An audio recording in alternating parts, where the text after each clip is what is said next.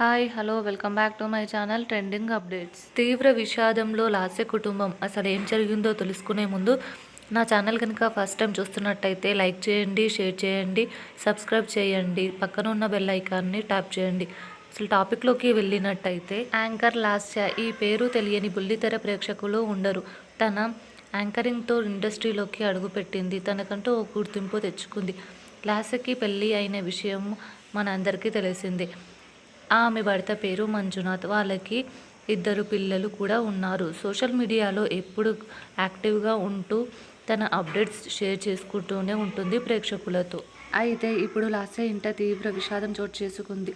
ఈ విషయం తన భర్త మంజునాథ్ సోషల్ మీడియా వేదికగా షేర్ చేసుకున్నాడు. మంజునాథ్ ఫాదర్ ఇక లేరట.